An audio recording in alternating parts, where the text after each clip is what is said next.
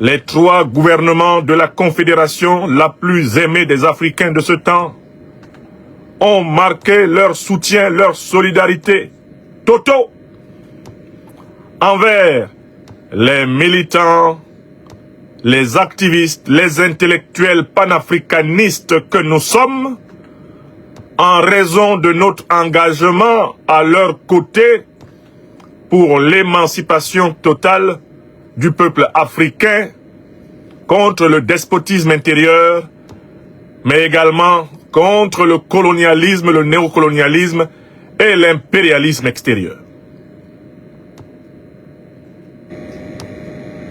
En ce 26 août 2025, je me suis levé avec la conscience de l'immense confiance, de l'immense fraternité, de l'immense sacrifice que les hautes autorités du Mali, du Burkina Faso et du Niger consentent au quotidien au service de leur peuple, et conscient de l'augmentation de mes responsabilités et de celles de mes compagnons de lutte face à l'acte exemplaire que ces autorités viennent de poser pour montrer le chemin à toutes les autres républiques africaines qui ont abandonné les Africains. Pour montrer le chemin à tous les chefs d'État africains qui continuent à pisser dans leur froc à l'idée de déplaire au néocolonialisme français, à l'impérialisme occidental ou à l'impérialisme moyen-oriental. Oui, en me levant ce jour, j'éprouvais une fierté décuplée d'être un Africain de ce temps et d'avoir choisi de défendre la cause de Mahat, la vérité, justice, solidarité au service de toute l'humanité, en commençant par celle de mon continent natal. Car notre premier devoir commence par nos responsabilités immédiates. Certains d'entre vous peuvent ne pas avoir mesuré le changement d'échelle, le tournant historique que la conscience panafricaine mondiale a matérialisé hier par ce communiqué qui incontestablement fera partie des plus grands communiqués de l'histoire de la solidarité des peuples africains. Certains ne se rendent peut-être pas encore compte de l'immense et intense moment de prise de conscience que ce communiqué incarne. Certains ne se rendent peut-être pas compte que quelque chose se passe de décisif pour l'Afrique à partir de l'Alliance des États du Sahel et qu'il faut s'en saisir comme une opportunité sacrée, une opportunité inespérée pour émanciper la totalité de notre continent et de l'humanité africaine planétaire.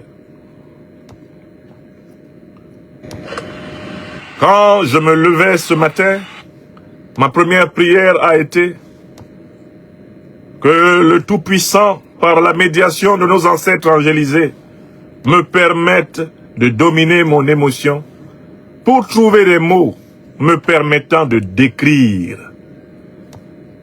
ce que je ressens. Et j'imagine qu'il en est ainsi de l'ensemble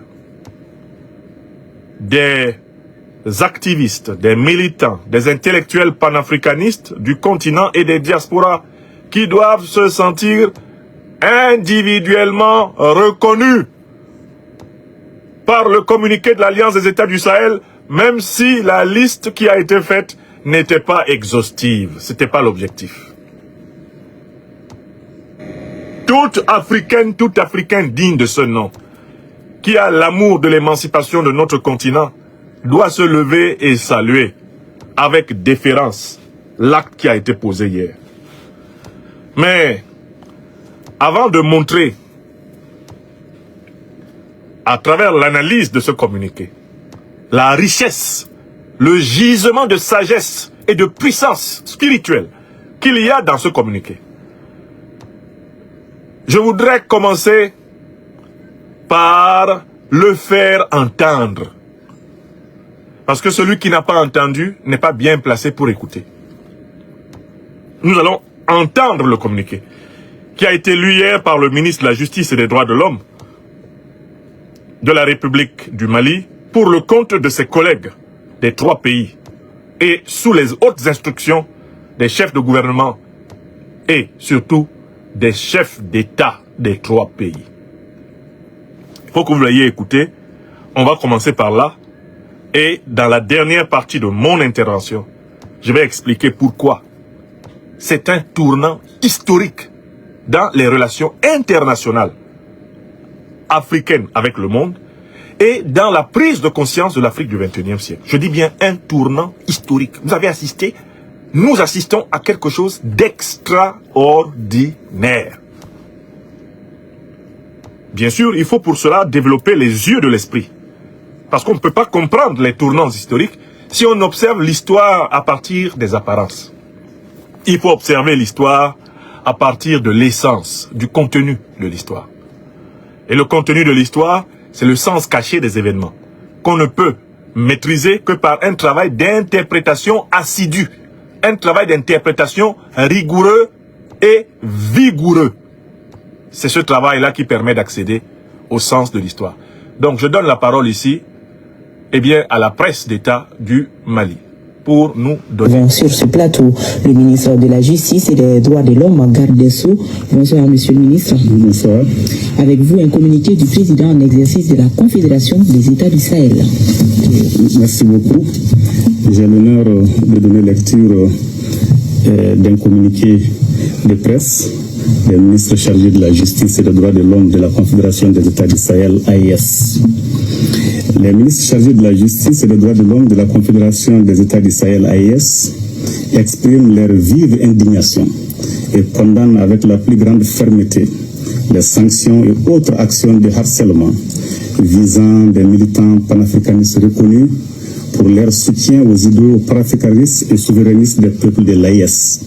Parmi celles-ci figurent notamment les sanctions décidées par l'Union européenne le 26 juin 2025 à l'encontre de Mme Nathalie Yamb, incluant l'interdiction d'entrée et de transit dans l'Union européenne, le gel des avoirs ainsi que l'interdiction de survol des espaces aériens européens. L'arrestation illégale, la séquestration dans une caserne et la mort suspecte de l'activiste feu M. Alain Christian Traoré dit Alino Faso, en République de Côte d'Ivoire, et les diverses mesures de harcèlement contre Dr Franklin Nyamsi, M. Kémy Seba, M. Ibrahima Maïga et d'autres panafricanistes en République française et ailleurs. Ces actes illégaux et inhumains constituent une atteinte grave aux libertés fondamentales et aux droits inaliénables et imprescriptibles de la personne humaine, en l'occurrence la liberté d'opinion, la liberté d'expression, le droit à la vie et le droit à l'intégrité physique. Ils violent de surcroît les principes même de la Déclaration universelle des droits de l'homme, de la Charte africaine des droits de l'homme et des peuples et de la Charte des droits fondamentaux de l'Union européenne. Ces sanctions, présentées sous le prétexte fallacieux de la lutte contre une prétendue influence extérieure, et ces actes ignobles ne sont en réalité qu'une tentative de museler les voix africaines qui revendiquent la fin du néocolonialisme et la construction d'un ordre international plus juste et équitable. En conséquence, 1. Tout en présentant leurs condoléances émues à la famille et aux proches des feux M. Alain Christian Traoré dit Alino Faso, ainsi qu'à tous ceux qui partagent son combat, les ministres de la Justice et des Droits de l'Homme de la Confédération des États du Sahel exigent des autorités ivoiriennes une enquête transparente et diligente pour faire toute la lumière sur les circonstances très troubles de sa mort tragique, afin que les auteurs, co-auteurs et complices de sa disparition répondent de leurs actes. 2. Ils expriment leur entière solidarité avec Mme Nathalie Yamba, Dr Franklin Nyamsi, M. Kémy Seba, M. Ibrahima Maïga et tous les panafricanistes persécutés, dont le courage et l'engagement incarnent la volonté des peuples africains de recouvrer pleinement leur souveraineté. En outre, il demande aux autorités françaises de respecter les valeurs et principes qu'elles ne cessent d'instrumentaliser pour déstabiliser l'AIS. 3. Les ministres chargés de la justice et des droits de l'homme de la Confédération AIS condamnent les décisions arbitraires de l'Union européenne et les actes ignobles ayant coûté la vie à feu M. Alain Christian Traoré Di Alino Faso, décisions et actes contraires aux principes du droit international et aux valeurs universelles qu'il proclame. Les ministres chargés de la justice et des droits de l'homme de la Confédération AIS réaffirment leur soutien indéfectible à tous les militants panafricanistes qui, en Afrique et dans la diaspora, se battent pour l'émancipation totale du continent. Les ministres chargés de la justice et des droits de l'homme de la Confédération AIS appellent les organisations et les peuples africains à renforcer leur unité et leur solidarité face aux tentatives extérieures d'intimidation et de répression. Les ministres chargés de la justice et des droits de l'homme de la Confédération des États du Sahel AIS rappellent enfin que les tentatives d'intimidation et de répression extérieure ne feront que renforcer la détermination des peuples africains à bâtir une Afrique souveraine, unie et respectée dans le concert des nations. Fait à Bamako le 25 août 2025 pour les ministres chargés de la justice et des droits de l'homme de la Confédération des États du Sahel AIS, Mamadou Kassogué, ministre de la Justice et des droits de l'homme, garde des Sceaux de la République du Mali. Je vous remercie. Merci à vous également, monsieur le ministre. Nous suivons sur ce plateau le ministre de la Justice. Voilà la version donc audio et télévisuelle du communiqué qui a été lu hier, 25 août 2025, à la radio-télévision du Mali, l'ORTM, notre chaîne bien-aimée. Dans la deuxième partie de mon propos, je vais procéder à une explication de texte, parce que ce communiqué est un gisement d'enseignement pour l'opinion africaine et l'opinion internationale. De telle façon qu'il faut le lire comme une leçon magistrale, non seulement de droit international, mais une leçon magistrale de solidarité politique et d'éveil des consciences. Ce communiqué est un acte décisif de l'expansion de l'idéologie panafricaniste pour la libération de l'humanité africaine. Je vais afficher à présent, ici devant moi, la version papier de ce communiqué afin de vous le commenter. Car je l'ai non seulement entendu, mais je l'ai écouté. Je l'ai non seulement lu, mais je l'ai relu. Je l'ai non seulement relu, mais je l'ai médité. D'abord, communiqué de presse des ministres chargés de la justice, des droits de l'homme et des droits de l'homme de la Confédération des États du Sahel. Le fait que ce communiqué soit un communiqué collectif est un enseignement. Il s'agit de montrer le chemin à tous les autres États africains, abonnés à l'individualisme politique, abonnés à l'individualisme micronationaliste, abonnés aux stratégies isolées, aux stratégies éparpillées. L'AES dit que pour que l'Afrique soit respectée, il faut qu'elle parle avec la voix de ses puissances rassemblées. Il faut que l'Afrique se dote d'une puissance pour que sa voix porte. Et pour que la voix de la puissance africaine porte, il faut que ce soit la communion des voix des puissances africaines. Rien que le titre du communiqué, il n'est pas signé par le Mali seulement, ou par le Burkina Faso seulement. Il n'est pas signé seulement par le Niger. Le communiqué est signé par la Confédération des États du Sahel. Ce communiqué est donc déjà, en tant que communiqué confédéral, un enseignement qui est adressé à tous les États africains. Agissons en commun pour défendre nos citoyens. Agissons en commun pour défendre nos peuples. Agissons en commun pour défendre nos intérêts. Mais ce communiqué est un enseignement qui est donné aux soi-disant organisations politiques beaucoup plus anciennes sur le continent africain et qui prétendent servir les peuples africains, alors qu'en fait, bien souvent, elles sont aux ordres des puissances néocolonialistes occidentales, impérialistes occidentales et moyen-orientales. C'est le cas en Afrique de l'Ouest de la CEDEAO. Depuis qu'on persécute les militants, les activistes et les intellectuels panafricanistes, la CEDEAO n'a jamais pondu un seul communiqué pour en défendre un seul. Parce que la CEDEAO est anti-panafricaniste. Elle est opposée à la souveraineté totale de l'Afrique. Jamais il n'y a eu un communiqué de la CEDEAO depuis que la persécution anti-panafricaniste a commencé là, a repris là. Et il n'y a jamais eu de communiqué de la CEDEAO en soutien à un activiste, à un militant ou à un intellectuel panafricaniste. C'est une leçon à la CEDEAO. Mais c'est une leçon aux autres organisations africaines, comme la CEMAC, en Afrique centrale.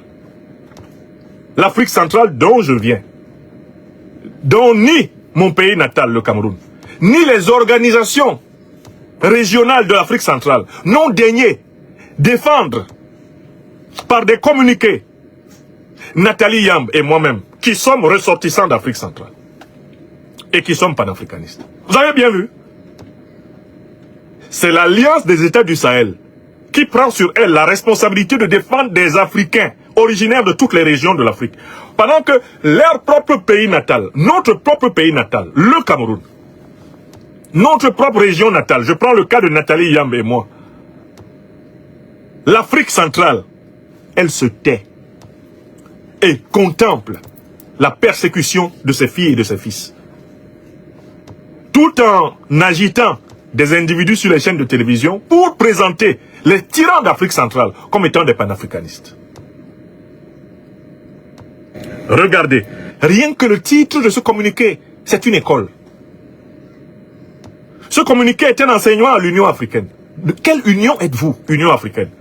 Si vous êtes incapable de défendre ceux qui incarnent le combat qu'ont mené les Haïlé Sélassié, les Jomo Kenyatta, les Kwame Nkrumah, les Sékou Touré, le combat qu'ont mené les Nelson Mandela, les Sam Nujoma, les Kenneth Kaunda, les Julius Nyerere, le combat qu'ont mené les Amilcar Cabral, les Agustin Neto, les Ruben Umnyobe, les Osende Afana, les Félix Moumié, les Wandie Ernest, le combat qu'ont mené les Patrice Emery Lumumba, Barthélemy Boganda, le combat qu'a mené de haute main Namdi Azikiwe, le combat que menait Ngarta Tombalbaye pour le Tchad à un moment donné, le combat que menait le camarade Marien Gwabi pour la République du Congo-Brazzaville. Ce combat-là, qui est porteur de cette flamme? Le combat de Thomas Isidore Noël Sankara. Qui est porteur du combat de Jerry John Rawlings? Ce sont les dirigeants de l'Alliance des États du Sahel et leur gouvernement. Et ce sont les militants, les activistes et les intellectuels panafricanistes. Toute une union qui se dit africaine nous regarde persécutés depuis plusieurs années par les puissances néocolonialistes et impérialistes occidentales et moyen-orientales. Et elle se tait. Pas un traître communiqué. Pas un traître communiqué. Donc, le simple fait que le communiqué soit confédéral montre que il est donc possible que l'Afrique agisse en tant que puissance dans le monde. En tant que puissance confédérale. Le communiqué est un acte qui s'inscrit parfaitement dans la vision idéologique panafricaniste, telle qu'elle est exprimée par exemple dans le maître ouvrage du docteur Francis Kofi Kwame Nkrumah, Africa must unite. Divided, we shall fail. United, we shall win, disait Kwame Nkrumah. Divisés, nous échouerons. Unis, nous vaincrons. Donc le communiqué est vraiment placé sous l'égide de l'esprit d'Africa must unite. L'Alliance des États du Sahel pose un acte qui est à la fois un acte théorique et un acte pratique. Sur le plan théorique, c'est une mise en œuvre de la philosophie panafricaniste. Et sur le plan pratique, c'est une muraille puissante, une muraille symbolique et diplomatique puissante que l'Alliance des États du Sahel dresse, rien qu'en publiant ce communiqué. Dans la terminologie philosophique, on peut dire d'un tel acte que c'est un acte théurgique. La théurgie est la partie de la mystique où la parole est en même temps une action. La parole est performative. Ce communiqué n'est pas simplement une suite de mots. C'est la matérialisation d'un esprit dans le siècle. Ce communiqué, c'est la création d'une atmosphère spéciale, d'un contexte spécial, d'une dimension supplémentaire dans notre lutte. Cette atmosphère spéciale, ce contexte spécial, cette dimension spéciale, c'est l'idée que les Africaines et les Africains qui s'engagent à défendre ce qui est vrai et juste pour leur continent ne seront jamais plus abandonnés par les États africains qui sont fidèles à la même philosophie de libération qu'eux. Le temps de l'intellectuel, de l'activiste, du militant africain isolé et abandonné, ce temps-là est passé, disent les hautes autorités de l'Alliance des États du Sahel, les peuples sahéliens révolutionnaires qu'ils incarnent. Ça, ce n'est que le titre. Rien que le titre est un message, c'est un enseignement. Maintenant, prenons le premier paragraphe. Les ministres chargés de la justice et des droits de l'homme de la Confédération des États du Sahel expriment leur vive indignation et condamnent avec la plus grande fermeté les sanctions et autres actions de harcèlement visant des militants panafricanistes reconnus pour leur soutien aux idéaux panafricanistes et souverainistes des peuples de l'AES. Donc, le problème est posé. Il y a, dans cette phase particulière de l'histoire de l'Afrique, un devoir qui est commun au peuple et aux dirigeants. C'est de réaliser la véritable indépendance de l'Afrique. Puisque celle des années 60 était une fausse indépendance. Notamment dans les pays de l'Afrique dite francophone. Au moment où De Gaulle faisait proclamer les indépendances, il veillait à éliminer toutes les têtes qui résistaient au colonialisme et au néocolonialisme français et à imposer des valets de la France qui continueraient à permettre à celle-ci de voler les matières premières stratégiques de ces pays, d'imposer un poste douanier unilatéral appelé franc CFA, de dicter les orientations idéologiques et culturelles dans chacun des anciens pays colonisés ou sous tutelle française. Le grand devoir de ce 21e siècle africain, c'est de rendre totalement leur souveraineté aux peuples africains. Dans ce processus, il y a plusieurs corps de la société africaine qui sont en action. Les militaires sont en action, mais également les civils. Et parmi les civils, il y a une catégorie spécifique de porte-parole des aspirations populaires. Ce sont donc les activistes, les militants et les intellectuels panafricanistes. C'est-à-dire ceux qui s'inspirent de cette idéologie qui a été élaborée au départ dans les diasporas américaines, puis européennes, puis africaines, l'idéologie de l'émancipation totale de l'homme et de la femme noire sur tous les continents, de la domination raciale, de la domination socio-économique, politique et culturelle. C'est ça le panafricanisme. Ce n'est pas une idéologie uniquement pour le continent africain. C'est une idéologie qui galvanise les Africaines et les Africains sur tous les continents, pour les sortir des griffes du racisme, des griffes du colonialisme, du néocolonialisme, de l'impérialisme et du despotisme. C'est ça le panafricanisme. Et voilà pourquoi l'idéologie se dit bien pan, qui veut dire le tout, le monde entier, la planète, et africanisme, c'est-à-dire la défense radicale de l'humanité africaine sur toute la planète. C'est ça le panafricanisme. C'est ça la définition. Et les premiers théoriciens du panafricanisme sont des descendants d'esclaves noirs américains. Les descendants d'esclaves des Antilles. Par la suite, ce sont des immigrés africains, d'Amérique, des immigrés africains d'Europe. Et enfin, ça va être des dirigeants politiques africains, des militants, des activistes, des intellectuels africains sur le continent.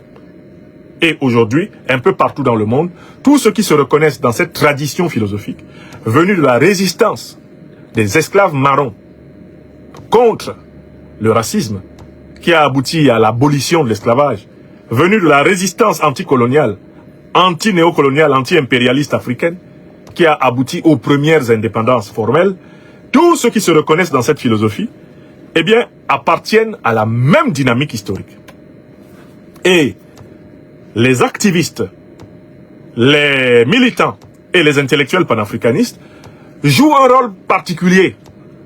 C'est qu'avec la révolution des réseaux sociaux, ils permettent au plus grand nombre d'Africaines et d'Africains, sur tous les continents, d'accélérer leur prise de conscience. Vous savez, tout au long du XXe siècle, du XIXe siècle, du XVIIIe siècle, du XVIIe, du XVIe, même du XVe, le monde faisait circuler l'information essentiellement par le papier. À partir du XIXe, on découvre la radio, l'information va se mettre à circuler par les ondes. Mais pendant longtemps, les grandes agences qui contrôlaient l'imprimerie et les grandes agences de contrôle des ondes, et même à un moment donné, les ondes visuelles, les images, ces grandes agences étaient essentiellement centrées en Occident, dans le nord de la planète. Elles étaient centrées en Europe, elles étaient centrées en Amérique. C'était RFI, c'était BBC, c'était la Voix de l'Amérique qui disait aux Africains, à la radio, ce que les Africains devaient penser de l'Afrique.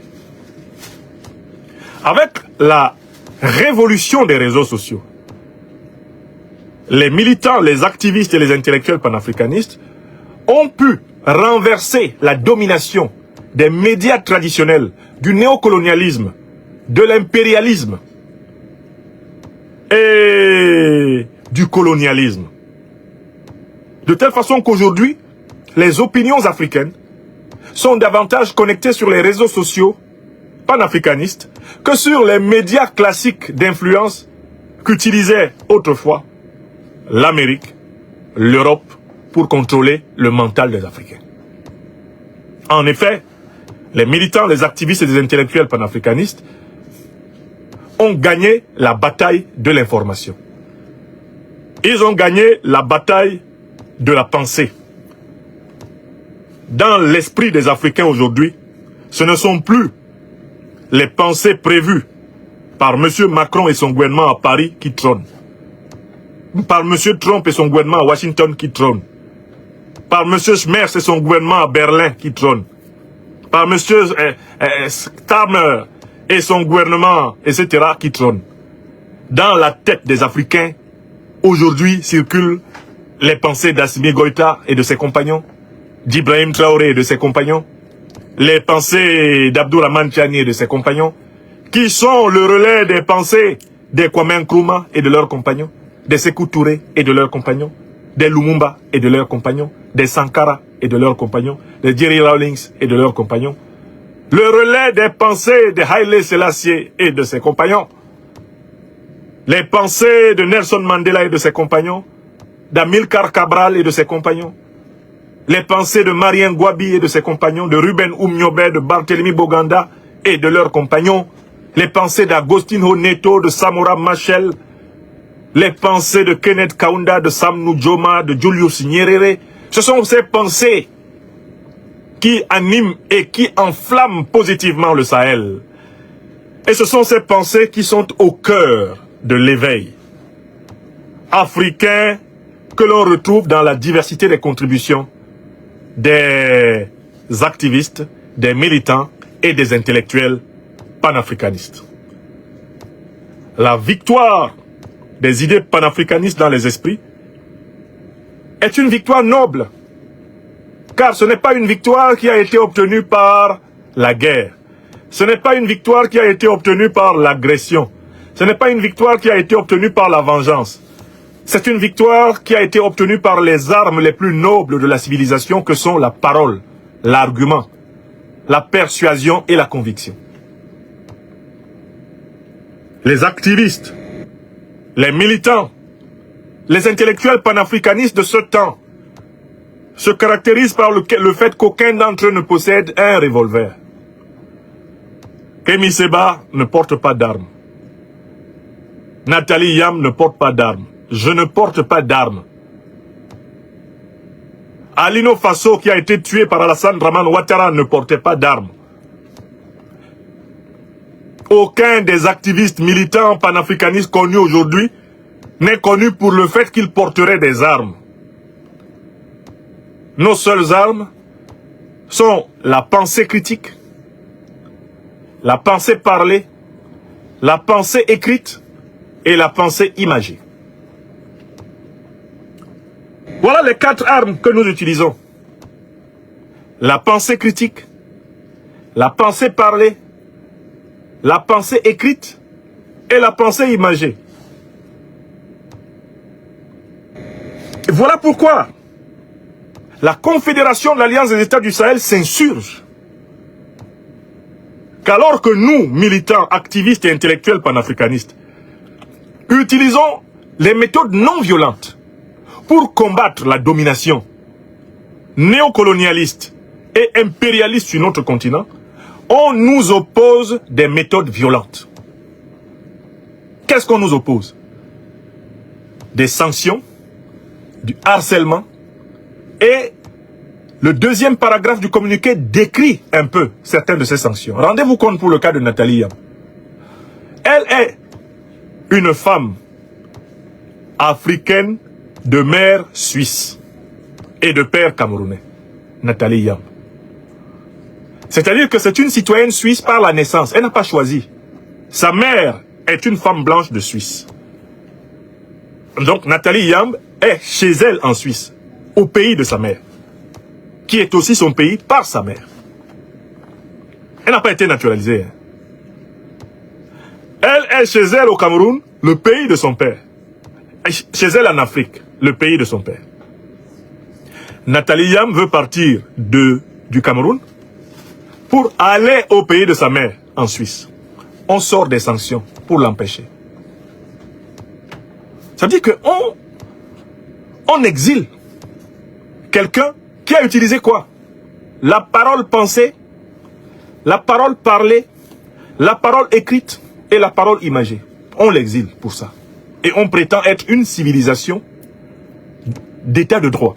On prétend être une civilisation des droits de l'homme. On prétend être une civilisation des libertés fondamentales. Et on empêche quelqu'un qui n'a jamais utilisé que la parole pensée, la parole parlée, la parole écrite ou la parole imagée pour défendre les justes causes de son peuple. On vous a décrit ce qui lui arrive. Interdiction d'entrée et de transit, gel des avoirs, on arrache, on lui vole ses biens. Interdiction de survol des espaces aériens européens. C'est-à-dire qu'on veut même l'empêcher de traverser le ciel pour aller en Suisse. On lui dit, va en Suisse, mais ne passe pas par chez nous. Or, la Suisse est un État enclavé. Pour aller en Suisse, tu es obligé de passer par un pays européen. Tu ne peux pas entrer en Suisse sans passer par un pays européen. On dit non, aucun pays européen ne veut que tu sois dans un avion qui passe dans son ciel. Donc, tu es tout à fait suisse de naissance, mais tu ne peux pas aller là-bas. Tu es sorti, pouce déchiré, c'est fini. Tu ne dois plus rentrer. Vous voyez? On aurait pu promouvoir une anti-Nathalie Yamb ou plusieurs anti-Nathalie Yamb dans les médias français. Et il y en a. N'est-ce pas? Ce sont les Serge Daniel, ce sont les journalistes de Jeune Afrique, avec le mythomane de Marwan Ben Yamed, ce sont les journalistes de TV5, les journalistes de France Télévisions, ce sont les Wassim Nasr, etc., qui font ce travail de la parole pensée, la parole parlée, la parole imagée et la parole écrite, n'est-ce pas? On aurait pu se contenter de s'en tenir à cela. Non. On préfère compléter l'armature pour combattre ceux qui n'utilisent pourtant que les armes nobles de la parole pensée, de la parole parlée, de la parole écrite et de la parole imagée. On y ajoute la violence, la brutalité physique. Or, ce retour de la brutalité physique, ce maintien de la brutalité physique contre les Africains indique qu'on n'est pas sorti de la période négrière. On n'est pas sorti de la période coloniale. On n'est pas sorti de la période néocoloniale et de la période impérialiste. Car en effet, le rapport à l'Africain, durant toute cette tragédie, était un rapport de brutalité physique sauvage. On a décrété avec Colbert, au XVIIe siècle, que l'Africain était une marchandise. On est venu massacrer, exterminer, déporter, génocider des Africains pendant toute la période coloniale, à partir du XVIIIe siècle, jusqu'au XXe siècle. Jusqu'en 1980, les Portugais et les Britanniques entre autres, essayaient encore de s'accrocher à certains territoires. Rendez-vous compte que les indépendances de pays comme le Zimbabwe, les indépendances de l'Angola sont arrivées à la fin des années 70, au début des années 80. Et les Occidentaux massacraient encore des Noirs pour leur imposer d'appartenir de force comme objet et comme sujet à leurs empires. À la fin des années 70. Donc cette brutalité qui est réservée aux activistes, aux militants, cette brutalité qui est réservée aux intellectuels panafricanistes, est tout simplement le maintien de la vieille brutalité négrière, la vieille brutalité coloniale, la vieille brutalité néocoloniale et impériale. Un deuxième exemple est cité, c'est l'arrestation illégale, la séquestration dans une caserne et la mort suspecte de l'activiste feu M. Alain Traoré dit Alino Faso en République de Côte d'Ivoire. Là, vous découvrez que le système de répression contre les Africains est relayé par les dictateurs africains. Et qu'en particulier, il y en a un qui est proactif dans cette répression contre les militants, les activistes et les intellectuels panafricanistes, c'est Alassane Dramane Ouattara. Alassane Dramane Ouattara est responsable de l'assassinat, de l'emprisonnement arbitraire et de l'assassinat d'Alain Traoré, dit Alino Faso. Mais pourquoi Alassane Ouattara a-t-il assassiné notre frère Alain Traoré dit Alino Faso? Parce que Alain Traoré défendait les idéaux panafricanistes. Alain Traoré est mort en géol en Côte d'Ivoire parce qu'il se battait pour une Côte d'Ivoire africaine, un Burkina africain, une Afrique africaine. Alain Traoré fait partie des hommes et des femmes africains qui vivaient dans ce monde avec la conviction qu'il était hors de question que nous continuions d'être appauvris par des multinationales occidentales et moyen-orientales sur notre propre sol.